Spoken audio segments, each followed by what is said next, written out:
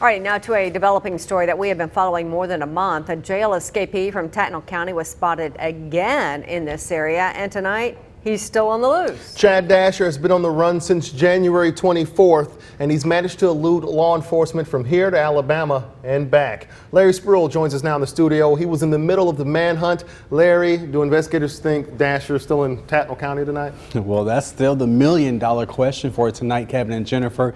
And the search for Dasher started late last night, and it continues, leaving neighbors and deputies on the lookout.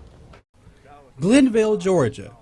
A very small town in Tattnall County, and a little more than 5,000 people live here. This is just a little country back town, you know. There ain't much to it. But Tuesday, there was a lot to Glenville as police helicopters and checkpoints filled the city for hours. Barry Braddock is from the small town, and after seeing the red and blue lights, he knew Chad was back in town. Tattnall County law officials say Chad Dasher escaped from the Tattnall County jail in January and has been on the loose ever since. We know for a fact he was in Texas. We know for a fact he was in Alabama. And now we know for a fact he's back in Glenville, Georgia. Tattnall County Sheriff Quentin Rush says they got a call from one of Dasher's friends after the escapee left his home. But once the deputies arrived, he was already gone.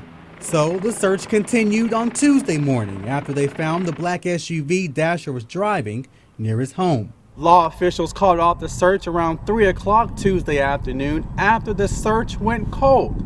But deputies say they are still following all leads. We would love to have this resolved as quick as we can and safely as we can for everybody involved. But until that happens, the search continues. And we want our citizens to be aware that he is back and to take safeguards and locking up what they have, securing vehicles, homes. They see anything suspicious, call 911.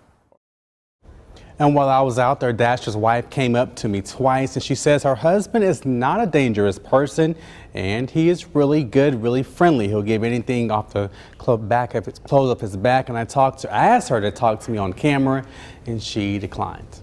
Meanwhile, the search continues. Right. Thank you, Larry.